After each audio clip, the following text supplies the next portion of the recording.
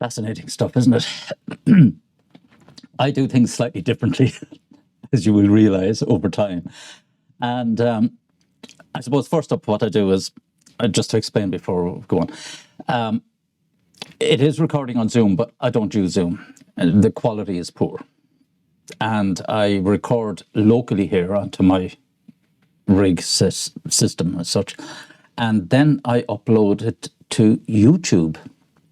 And to stop your hearts palpitating now at this stage, yes, you are protected. There are no GDPR issues whatsoever, because you're in your own unlisted playlist, which means no one else can get in there. Excuse me. Only those of you, students and myself, who have the link. So it's certainly protected that way. And I don't record any of your information, such as names and faces and so on these recordings, as you'll see when we're finished. So what you're seeing in front of you is what you will end up with after 2 hours lecture. Not tonight. What else is there? Yes, I'll give you a brief introduction. I'm going to... So, what am I doing with you? I've taken on this model. Well, we were looking at, this is the extension. You probably already heard this from the Higher Diploma in Leadership. And we've been looking at this, delivering this master's and preparing it and looking for some unique aspects to it. And of course, as you know, most of us come from very, very long industry backgrounds. And that's probably unique enough in itself. And the actual, nearly all of us, most of our working careers have been in industry and not in academia, which has its benefits because we can draw on a lot of experiences and instances and so on that we would have, encountered. And so we developed this master, and I started to look at this. I have a particular liking for systems and systems thinking. We don't actually lecture as a subject. This is the first time it's getting an outing, so to speak. And I've looked at this from many different perspectives, and it has gained traction, but it's always been there. And I was able to draw some really interesting parallelisms with some of my earlier work. And I said, that's why I was doing things like that. When I thought back on why I did certain things and why I have a particular liking for complexity, for example. And, most people would shy away from complexity, but the real fun is taking things apart and putting them back together again, hopefully.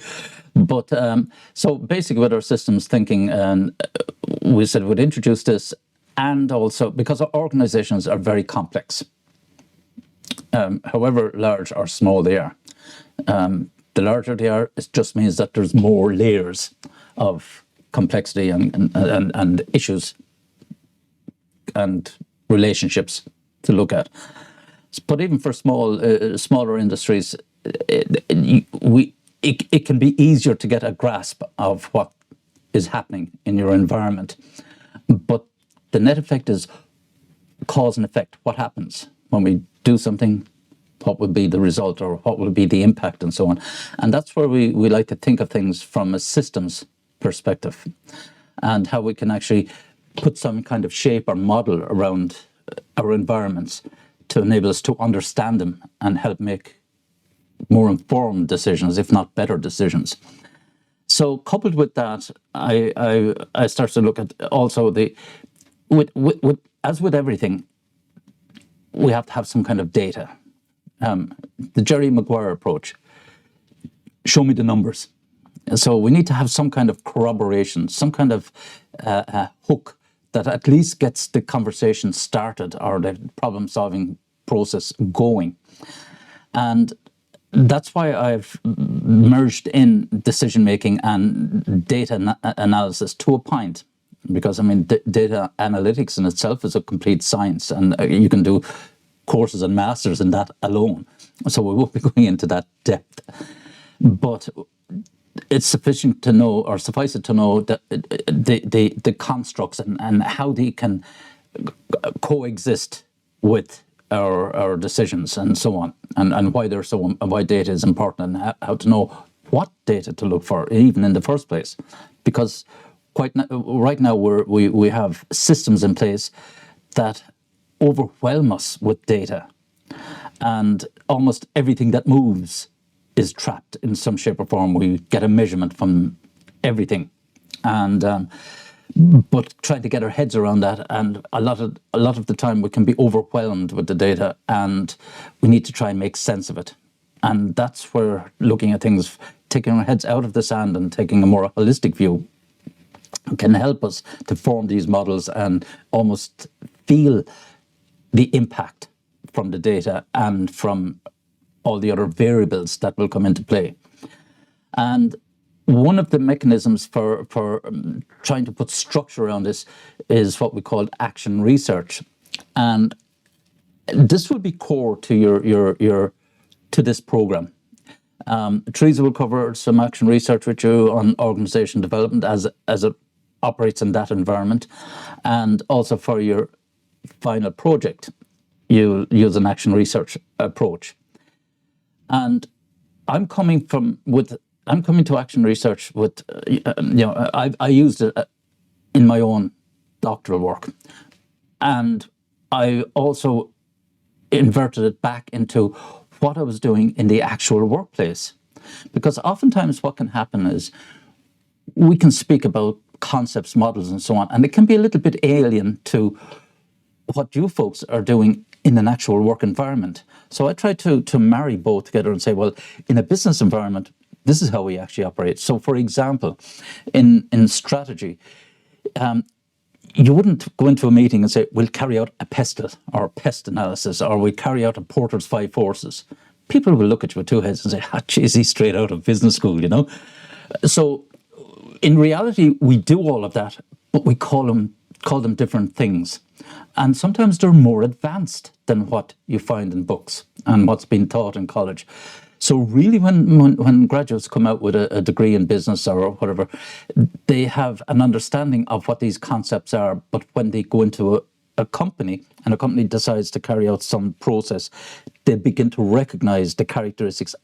That's a Porter's 5 forces type analysis, but there's a lot more in it, and they're doing things slightly differently, but at least you understand it. Similarly, for a SWOT, you wouldn't go in around and talk about strengths and weaknesses all over the place inside in shops. We tend to use different approaches there. So a lot of the generalizable concepts are in business, but a lot of them we don't call them like their academic names as such, and that's fine. But it just helps, sometimes, or I won't say helps, sometimes it leads to a little bit of confusion. But when you stand back, and you'll have that eureka moment and say, that's what's happening, and that's what's happening, and that's why it's happening, and that's how we do it, and so on. So that's the kind of journey that I'm going to bring you on. And this action research, and as I'll be showing you how we use it, or how project management has inherently used action research approach and so on. And why did I become interested in action research and systems thinking as well, was that I had been very fortunate to have Professor Noel Mulcahy, who passed away in 2019, as one of my supervisors and mentors since my MBA days, but more so in my doctoral studies while we were in industry, because we worked with companies, IBM, Organish, EMC Squared in Cork, or EMC2. Who else? Did I say IBM? I did. There were a few more large companies and certain candidates out of those companies. And we went to them to deliver programs, professional masters and professional doctorates. So we've been doing this, we had been doing it for, since the 2007, 2008. And it was fascinating to see how they used these kind of methodologies to improve their organizations. For example, one chap, there was a group of engineers, they had diplomas in engineering, electrical engineering, it was an EMC. But their American overlords being rather loud, the Irish guys felt a little bit overwhelmed, but they had the experience, they had the know-how on the job, but they felt a little bit disadvantaged. So they contacted Professor Mulcahy, and he brought myself and 2 other guys in to see what we could do for them. So over an 18-month period, we assessed what they did. We give them some basic, we'll call it training, and then got them up and running on their projects as such. And all the projects were directly work-related. And there was sign-off between the company and ourselves that it meets sufficient academic rigor, that it was introducing some new knowledge in some small shape or whatever, and fundamentally that it was benefiting the student themselves. So it was a kind of 3-way agreement. And one chap in particular was looking at operations, and each of the phases of operations, for example, the installing the software onto the servers and such, constructing the servers to the right specification, my previous attempt. So the input of raw materials to components to make the server, the output was the finished server, raw, no software on it at all, and that's it. So that was one phase or one step in the operations, and then we'd say it would go to the next station, where they put in onto the workstation, the enterprise workstation, they put on the operating system, and so on, and then eventually they get down to the specific customers' applications, whether they were going to banks or insurance companies or even telecoms, wherever these systems are going. Very high-end, expensive systems, but it simply enough, what you have is input, some kind of transformation, and output. And that's the simplest, most effective way of describing systems. You don't need complex diagrams and flowcharts and so on. It's just simple in, transform, simple out, and then maybe some feedback. Did we get it right or not, and so on. And that's, everything is just layers of that simple transformation process.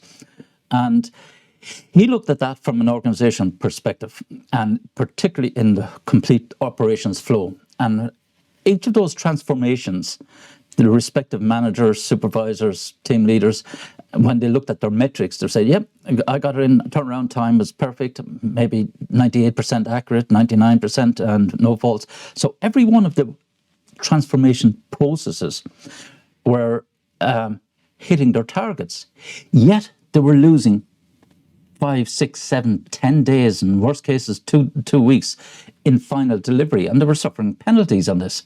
So he started to measure the downtimes. Now, it sounds simple now in retrospect, but you're looking at a very complex operational environment and a lot of variables in each customization.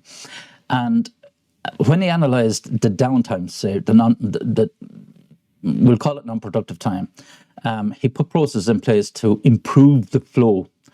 And at the end of his project, he was able to demonstrate a saving of close on $60 million a year. Now, it sounds like a huge amount of money.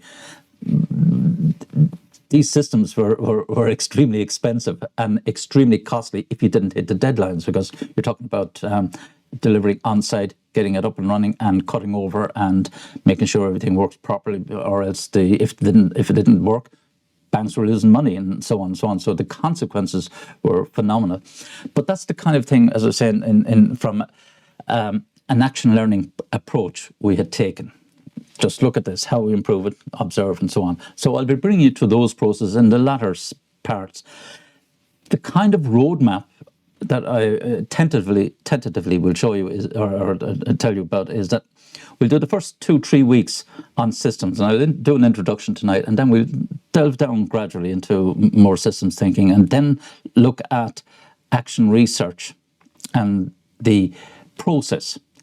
And trust me, it is really a simple process. Don't be frightened about it.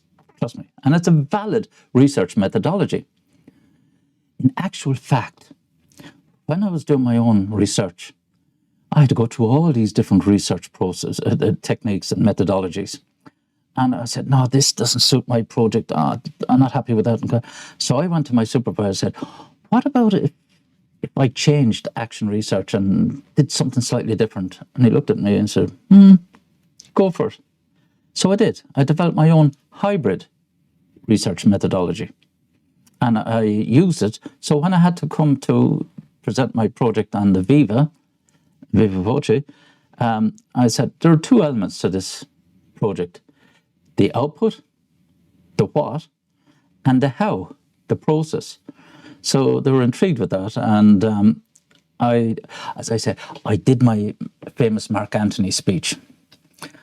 I talked about action research, and which they were happy with. And then I got them out of their comfort zone and started talking about this hybrid version of it and so on. And it went down a treat. I was happy. They were happy. What more could I want, you know? And so it was really a common sense approach. Because I was coming from a business perspective, it made sense in a business environment. And once I presented that and argued that point, job done. And that's part of this. The latter end of this module is the communication of approaches, techniques, processes, and so on. How you do that to keep the motivation going with your team or within your organization and so on. But that's towards the latter end of it. So and interspersed in the action research side of it, I'll show you how we're generating data and how we can assimilate data to help us in our decision-making process. So there's quite a bit involved in that context. But as I said, we'll uncomplicate life, and I'm sure you'd be delighted to hear that. Any questions, comments, or insults so far? No? How are we doing time-wise? Oh, we're 7:30. And I have you until How what did you time? fit it all in? Say again, Ruben? How did you fit all that in? You mustn't have had kids at the time, that's what I will say. Okay, since you asked, yes, I have 7 kids. I have 3 from my first marriage, 4 from my second marriage. I have 2, 4, 5 grandchildren from 6 to 18. And when I tell you that's program on TV, Modern Family, have you ever seen that? Modern Family. It was made around me and my family. And I am not joking you. All of the issues and personalities, types, and so on and so forth, they're all around me. Fortunately, they're not here. They're scattered to, thankfully. Not even the grandkids come over. I don't allow them. I have 3 dogs to keep them away. Anyway, so yeah, it's yeah. I bet you're sorry you asked now, Ruben. Not at all. No. That's a bit more perspective on it anyway. But Jesus. Well, this is it. This is it. And I do that purposefully because it was in 1993, or it was 94. I was on an advanced project management course for a week down in Breda in Holland. Now, I was only coming from Aachen across. There was 18 of us there, all different nationalities from across Europe, working on this GSM project.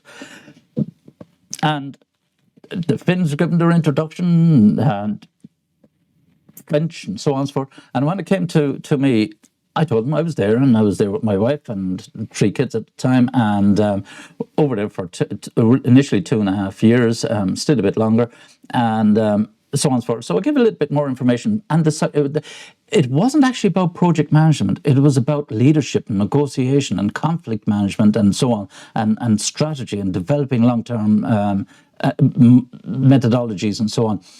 And they had 2 psychologists and a couple of actors embedded in the group as well, observing how we behaved and all that. But on the first night, the main psychologist, he was an organizational psychologist, sat down beside me at dinner and said, he said, is that normal for Irish people to give away so much? And I said, can be pretty much, yeah. He said, you give away so much information about yourself, it made it easier for us to interact with you. I always remember that, you know, and I said, well, why not tell people, you know?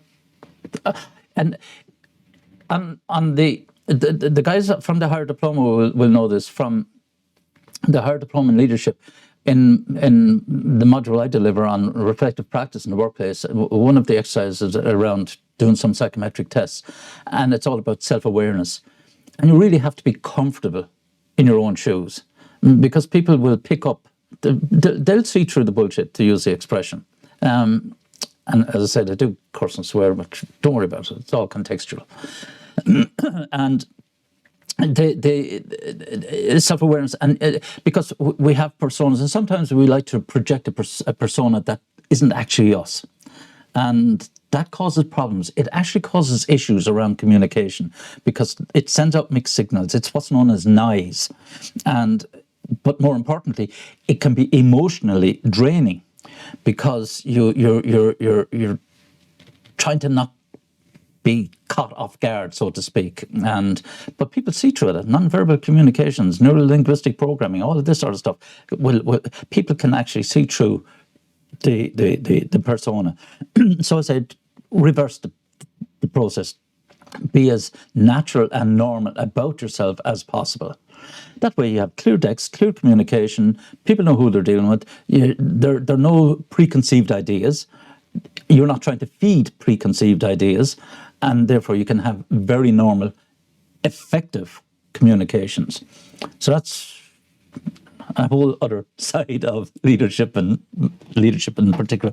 And management is just following processes for the most part. Right, folks, so let me get down and get into an introduction, and we'll fly through some of this stuff. Be prepared to be dazzled.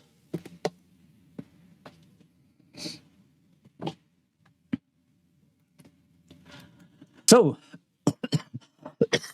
excuse me.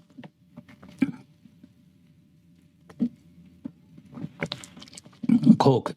The vodka goes in later for the next lecture. So I'm going to give you a whistle-stop tour of our start into our systems and systems thinking. So what we'll start to cover tonight is essentially what is a system and some of the definitions thereof, and look at the systems thinking and some of the main principles. And as I said, this is just the tip of the iceberg. And iceberg is a key word in terms of systems, as you'll see later on. So I have some of the references of people's definitions, and we have Akov. Akov is quite good, actually, you know. And now some people might look at these and say, "Geez, Mark, they're very old," because they're seminal works. They're important. Just because something was written in 2018 or 2020 doesn't make it any better than seminal works. In actual fact, they're just subsets or variants. I liken it to one of these nuclear plumes. You have these pyroblasts coming out all around the main plume, and that's all papers and subsequent books are from the core topic, so to speak. So, come back into some of these. So, as I said, seminal works. You have Akov here describing, and he comes in with talking about systems being more than the sum of its parts. Now, I'm quite sure you would have heard of that before. Oftentimes, we will say, you know, stick a group of engineers into a room, and the sum of the knowledge is greater. They'll solve problems, and so on. So, and that's an actual fact. And then we have Donella Meadows, and from 2008, and she describes it as a set of elements or parts that is coherently organized and interconnected in a pattern or structure that produces a characteristic set of behaviors, often classified as its function or purpose. It's probably one of the better definitions of what a system is.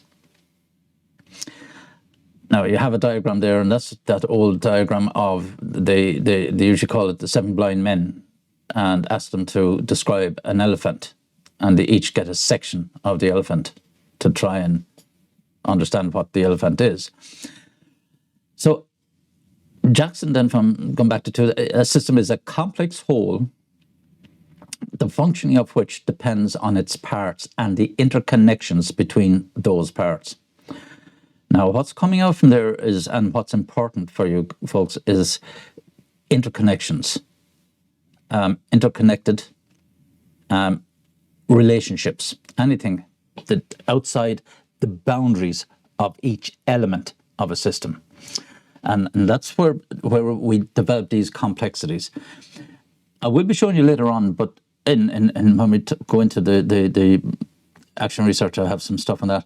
But we refer to organizations as complex dynamic environments.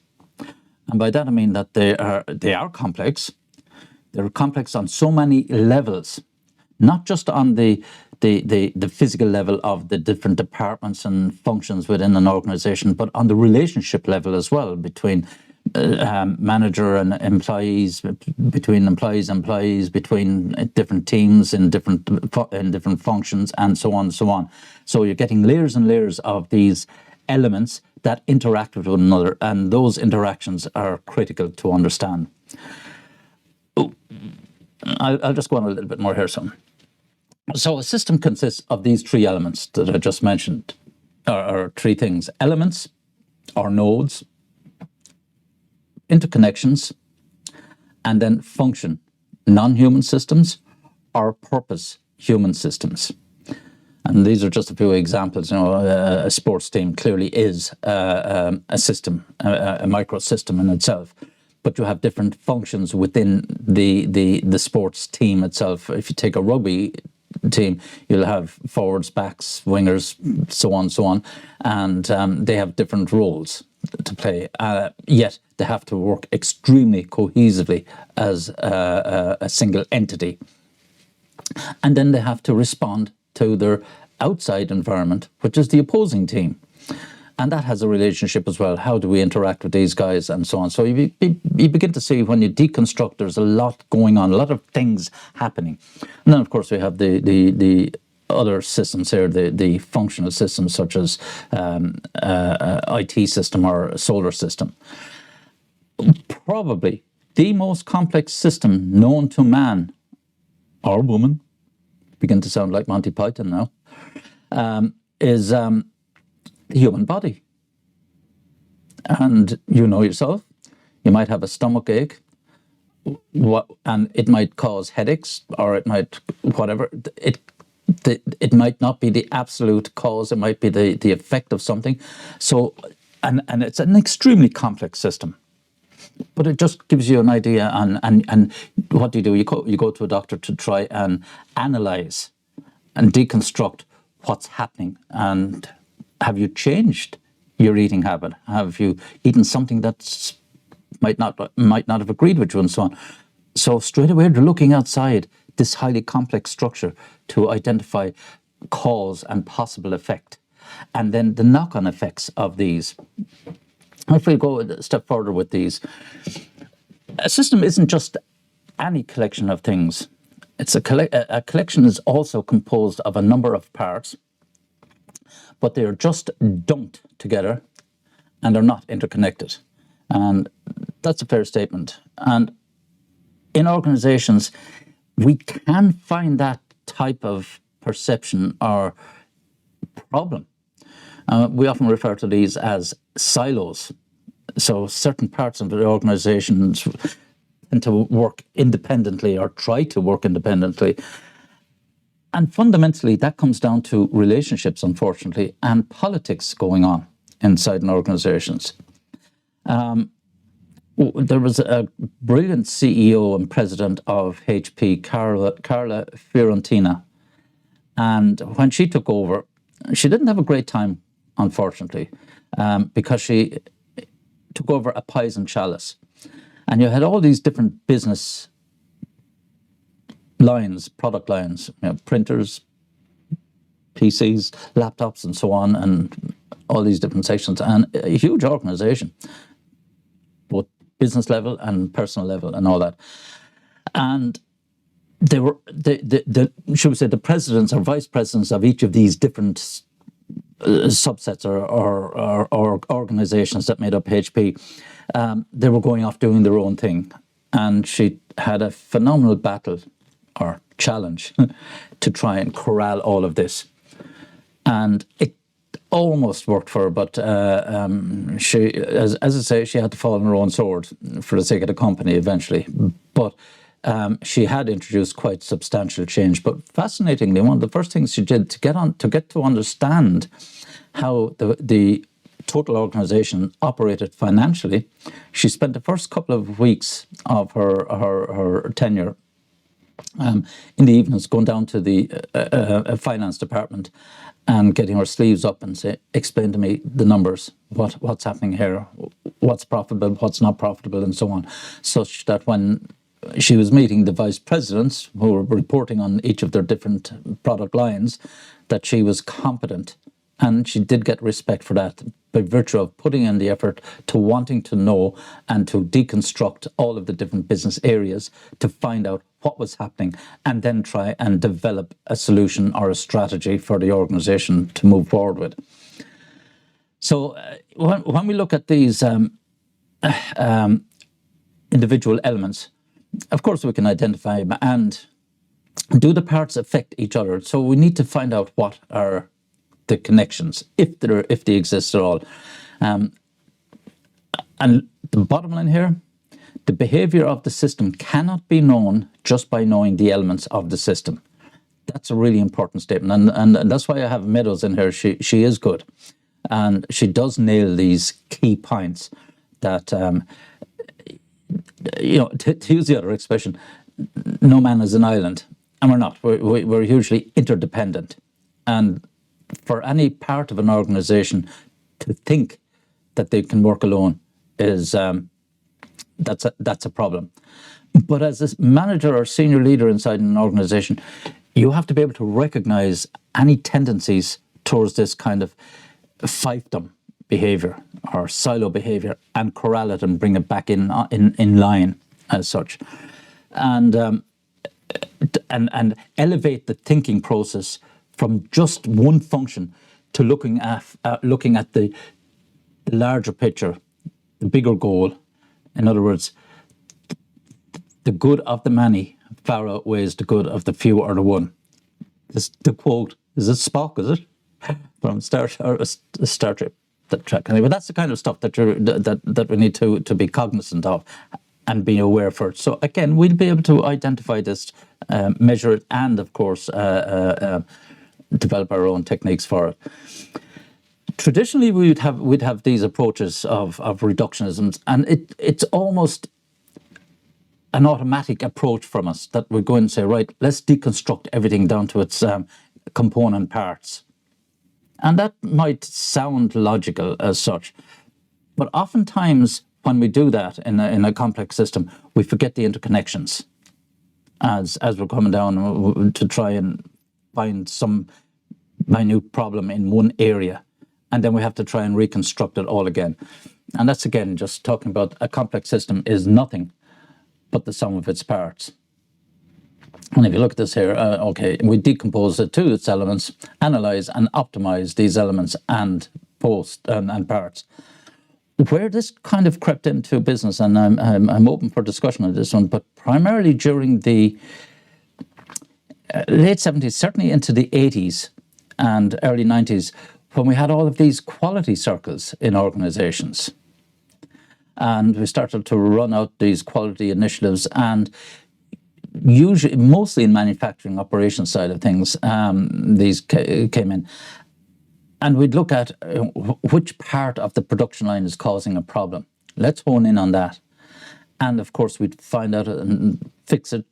And of course, that kicked off another problem, probably further down the line or back up the line. And then we try and address it. It was like a sticky plaster approach, every so often, or a leak springing up there and you fix that and it's over there kind of thing.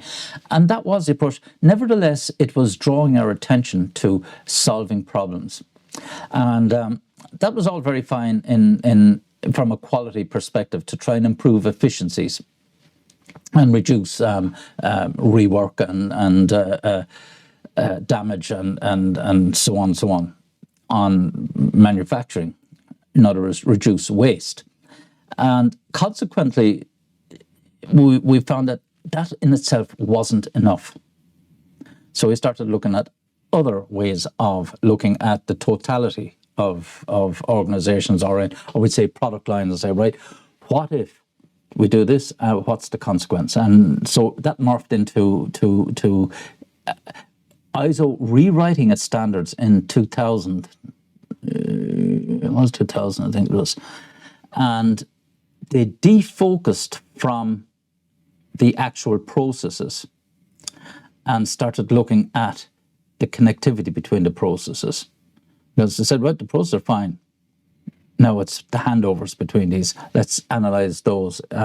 Because we used to have these corrective action type results from earlier quality circles and so on. Corrective action, write a plan, and off you go, and then you find something else wrong, as I just mentioned. So that reductionism approach it helps to get the process rolling.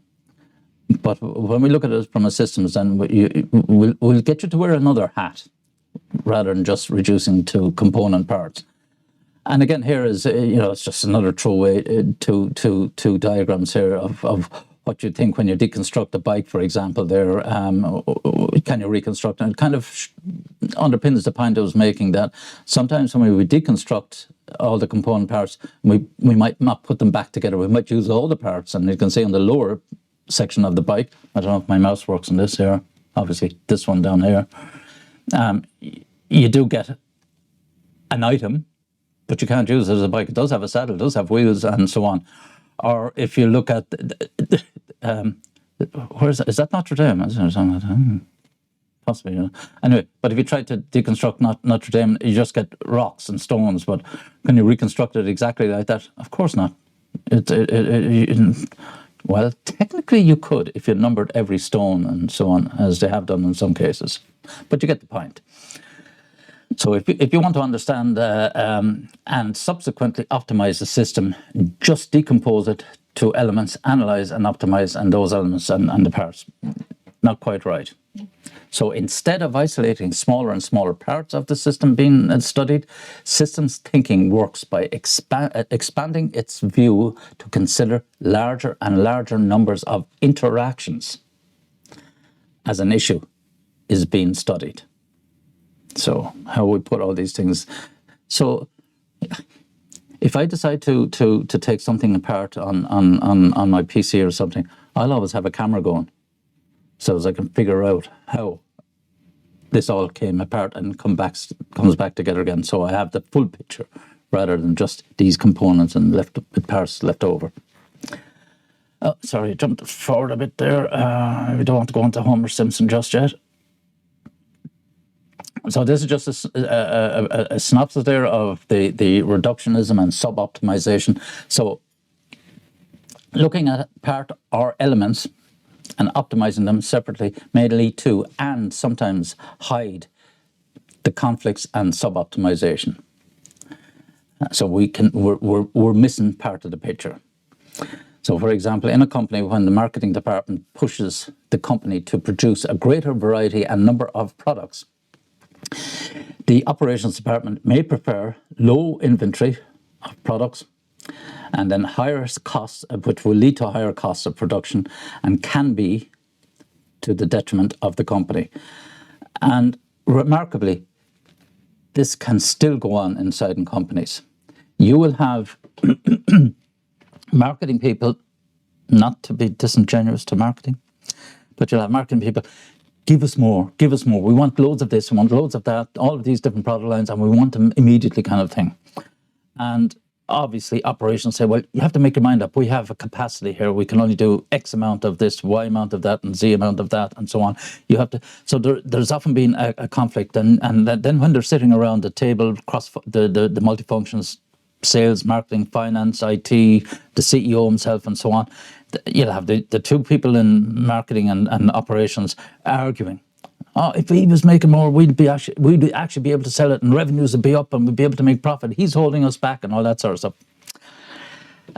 That used to be the old battle cry in many cases. Fortunately, what one aspect of business has managed to remove that silo? Would anyone suggest? Tough question. Forecasting? Yes. You're on the right tracks, Mary. Yeah. One. Will it be a difficulty in defined roles? Is it and miscommunication going on for that, or? You're hitting the right roads when you talk about communication. Fundamentally, it was these enterprise resource planning systems, the likes of SAP and so on. When we actually started to put technology in place, SAP, Sybase, Microsoft, and all of these, what were the other manufacturers? It doesn't matter. But they started to build, and these systems started inside in operations and manufacturing with basic MRP planning systems and so on. So they've morphed out today to highly complex systems, such as, well, some people like to say it's called SAP, but I call it SAP, and I deal with them, with our company and all that sort of stuff. So they say, why just keep it simple, SAP. So, but these systems are highly integrated. The technology behind that software alone is phenomenal. A couple of ex-IBM guys developed, real techie guys and so on. And it is a nightmare to go in and make any changes and so on. But the point is that the systems talk to one another. So when as you were saying, Mary, the forecasting, yes, the sales and marketing guys have become a lot more effective in their forecasting. Particularly in the short to medium term. And that was critical, such that they can get that information as quickly as possible and as accurately as possible back to operations so they can match. So it's all about trying to match supply and demand so they can change and adapt productive capacity to try and meet these demands. So, for example, if sales and marketing decide that next month we're going to have a sale blitz or something like that, and we're going to sell our products with a 10% discount or something like that. That all has to be thought out, and to ensure that we have the stock there and that it will sell, that we're not left with a whole load of this stuff at the cheaper price and then rolls over and put the price back up the following week kind of thing. So getting all of this extra, and of course, if you don't have enough of it, you're missing out on revenue. So getting this so precise, and that's why all of these systems have become so complex and been able to analyze forecasts. There was I think the company is called Otto in Germany, one of these mail order companies. And I'm not talking about Tinder, not that kind of mail or anything like that. It's an online catalog type company, and the problem they had was people were ordering stuff, and the company's delivery times weren't the greatest, weren't bad. But if I was walking down the street and I've ordered, we say, a suit from Otto, and I walk down and I see in Louis Copeland's. I love to drop names. Do you think I'd went to Louis Copeland to buy a suit? It must be. Anyway, or if I saw it down in Marks and Spencer's, I'd probably buy it, and I'd go in and I'd cancel my order back to Otto. And they had noticed that this was costing the company money because, again, returns and all this sort of stuff, reverse logistics, it was costing them money. So Otto had a small stake in a company who was a startup company, but this tech company worked on the Hadron Collider in CERN. And of course, if you want to look at complex systems, CERN is pretty much one of them. Looking at the permutations of the way all these subatoms and quarks and neutrons, electrons, and so on, the permutations of what can happen when they explode, and trying to track these and get some way predictive of all this. So they wrote some algorithms. There's hundreds of companies involved in that kind of analysis down on CERN, creating the Big Bang. Anyway. they were working, and they had a couple of algorithms, and Otto went to and said, "Do you know that program you wrote there on trying to analyze the chaos?" And they said, "Yes. Any chance you could use that in our company for mail orders and catalog orders and so on?" And said, "Let's have a look." So they went in and they deconstructed the database completely and rebuilt it with their own overlay on it. It was so advanced and accurate that it dramatically reduced the levels of returns to the mail order company. That and not only that, but in certain instances, it was able to analyze the customers so precisely that they could actually have stuff ready to send out before the customer actually ordered. Sounds far-fetched, but by God, that'll only give you an idea. And this is before we started getting into the real nuts and bolts of AI in organizations. And so, as we'll touch a little bit on that sort of stuff, but it gives you an idea of some of the things that can go on and the complexities between functions talking to another, and traditionally the battle between marketing and operations, and so on. But that's mitigated mostly by the likes of these enterprise resource planning systems which are highly integrated. So as I said, it started in operations. Then we got finance involved, and then sales and marketing became involved with their modules, and their systems are customer relationship management system, which is part of, in many cases, SAP. You can have standalone versions, but anyway. And then you have HR being involved, and so on, so on. So all the facets of the company started to become involved in and have their own access. So if you want to know about an employee and you're a line manager, you can get certain details, but you're prevented from looking at personal details and so on. HR can look at all of the details, and finance might only look at the pay package and salary side of an employee, but none of the person. So it's restricted and to appropriately and correctly to the different functions and so on. But it's highly integrated, and so if we look at this linear and non-linear problem-solving approach, the simple example here quite simply shows that, and the arrows probably could be a bit darker up there, blue arrow going across here, but you have bugs eating a plant. So apply the pesticide, insect A declines because you kill them off, and Homer is happy. Crops begin to flourish. But what happens? Cause and effect. You might kill insect A, but the population of B starts to grow. And again, the crops become damaged. Sounds simple. I was listening to a lady yesterday morning. Yes, it was yesterday morning, coming down going down to work. And she was talking about a different thing, but she kind of alluding to systems. And in one region of one African state where the numbers of vultures had declined. And the consequence of that was that the carcasses of dead animals started to accumulate because there wasn't enough vultures around. And they had to try and repopulate with vultures. But in the meantime, what happened was there was an increase in feral dogs. So you had two problems going on here. You had the decomposing carcasses were affecting the water supply, which was causing an increase in illness, and infant mortality in particular had started to rise. And the other consequence was, or a cause, and the effect of it was, the feral dogs had started to increase in numbers, and the instance of rabies started to increase amongst adults.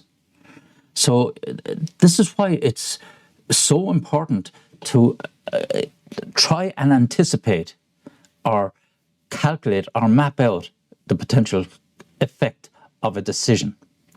What if? Scenario planning for all intents and purposes, hence our system thinking. But it's just ways of example. Unintended consequences that, obviously the picture spells or says it all there. It's try to knock down one side and bang, you get yourselves knocked down.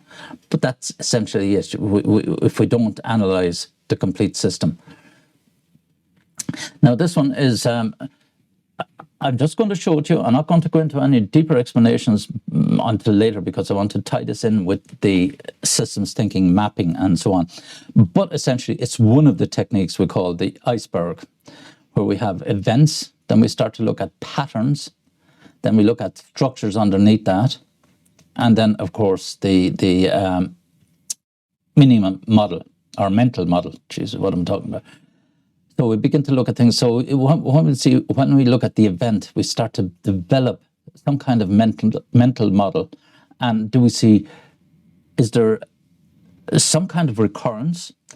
Is this normal or abnormal behavior? Can we, and it may take time to identify that there's a pattern here as to what's happening. And of course, then what are the structures we have in place? So, and that ultimately leads us to be able to form some kind of mental picture, some kind of a mind map of what's happening. Now, I purposely say mind map because it's something you will see. It's one of the techniques, but it's not only a mind map. We map out all of these elements or events, and we show what kind of connections can happen in it. And today, for example, we had the governor of the central bank down with us, and we brought our students in to meet him. And I asked a question at the end of it, and I said, in your bio, you talk about intergenerational well-being. And I asked him, I said, for the benefit of the young, enthusiastic students, could he explain what that is? And he said, his words, excellent question. Of course it was. No, but in all seriousness, he was talking about what will the future look like, and what could happen with climate change, what could happen because of conflict, and what could happen with the move towards technology and digital currencies and so on. Life as we know it today will be dramatically different. Do we go cashless? Do we keep some cash and all? So all of these things are changing. And he said he has some people that even work on this solely, trying to predict. And essentially what it is systems thinking. So when they make decisions or implement regulations at central bank level, because he's talking with all of the central banks in essentially across the world, when they make decisions that impact on economics, what effect could this have? And most of them are a lot of them are economists, which is a fascinating area of study is behavioral economics. What's the guy's name I'd often hear from the ERSI on the radio? Carl Dieter. He's a behavioral economist. And that's what to look at, the human aspect, how we might or might not react. And that's why we start to look for patterns. David McWilliams, I like him. He writes very well. And I got his new book, Money, and I listened to his interview. And I went to go and read the book at the weekend, to discover that the wife stole it on me and she brought it to freaking Malaga. She's off on holidays and I'm at home here doing what I like best. But she took that, and I want to. But it's about he in part he takes an anthropological perspective of money and societal impacts and so on. So it should be a fascinating read, and based on what he's talking about. But again, it's about patterns. And I remember him telling me once, or in an interview, that if he had his choice, or if he could, he'd go into Paddy Power's down there, Lansdowne Road there, the head office of the betting office, online betting and all, because in there they have physicists, software engineers, mathematicians, and software engineers. And all they're doing is analyzing behaviors through the numbers. And he said, if we could just harness that capability, they already have the competency. The capability is what you do with the competency to try and predict future states. He said we could have some fascinating insights to human behavior and how that could influence policy at the higher levels in government and so on and so forth. But as he said, that's a dream. That'll probably never happen. But that's the kind of stuff that goes on. Because what are they doing? They're just looking at people's behaviors, their patterns, the routines of what they do, the types of bets they're putting on, and so on. And it reveals a remarkable amount of insight into human nature and so on. So we will be coming back to that, and these are just two other types of diagrams there that as I said, show you have the systems fool us by presenting themselves as a single event. You know, banks, the rush on the banks in 1929. So we see one thing happening, and the banks then try to react by buying currency, and the net effect was not, obviously, people stopped withdrawing their cash. It brought a bigger rush on the banks, and it permeated up, and bang, the 1929 Great Depression. So the cause and effect, and almost replicated in 2008. But when you look at it from a systems perspective, what essentially happened was the American subprime banks offloading bonds into Europe and getting rid of their junk bonds and not thinking out the effect, and causing economies to collapse and so on, almost as a consequence. You know that old expression, if a butterfly flaps its wings on one side of the continent or one side of the world, it can cause a hurricane on the other side of the world. Looking at the systems, cause and effect.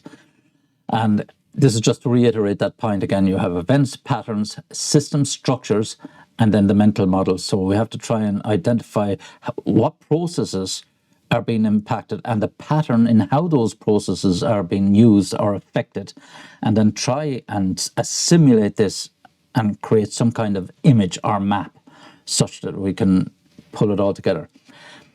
One, although it's fairly contained, one company, DuPont, the chemical company and so on, they developed a system known as DuPont Pyramid. And essentially what it is, it's a financial model. And I remember I came across it when I was doing my MBA, and I mapped it into Excel. And it was just a string of formulas such that you can identify the return on assets and so on, and return on investment and return on capital and expenses for all the different functions inside an organization. You just put in all these formulas. Now you can get software to do it, obviously. But back 24 years ago, you didn't have that. And essentially, it linked the different. So if you overspent on marketing expenses, it would go red, and you could see the effect that permeated through into the bottom line, the profit figure, or not, or drive it into loss. So it was very effective. So, and then you could say, if you spend a little bit more, for example, we don't like to spend much money on stock. We prefer to have no stock in companies. That's the ideal. Traditionally, to an accountant, that was a nightmare, because they would see that as an asset. And if the company got into trouble, at least we could sell off the stock and cover some of our debts and so on. However, nowadays, if you invest with, say, $100 in stock, you're versus spending $100 on a marketing campaign, you'll probably get 4 to 5 times higher returns on the marketing spend than just on investing in new stock or increasing your stock levels, which obviously would be sold. So the shift towards how effectively or where can we get most bang for our buck becomes extremely important. So that's where, when we look at the structures and we start to build these models, and then we can test them out. So events versus patterns. So long-term behavior provides clues to the underlying system structure. Do not look just at the events, look at the patterns. So same events can be having the same types of weather, and then we identify a pattern. Climate change, for example, we're noticing patterns here over time. So system structures are created by the choices people make, consciously or unconsciously, over time, and these choices are made based on their mental models or paradigms. what they think might happen. So again, the structures begin to change based on the inputs and the events. So we might decide that, we'll change our behavior. I didn't do anywhere near the amount of cycling that I should have done this year because it was too windy. And I'm beginning to notice a pattern. It was the same last year. So do I change my behavior? Yes. Get an e-bike. But in any case, we change. We begin to identify new ways of doing things, for example. And that may not necessarily be a bad thing. So our summary, you'll be delighted to see. This is our last slide as such. So systems are made up of interrelated parts that produce a set of behaviors, systems, function, or purpose, and so on. And as I say, system thinking helps us to view the system as a whole, not as a series of parts or individual nodes. Realize that most problems are not isolated. They are interrelated. Think about unintended consequences. So cause and effect.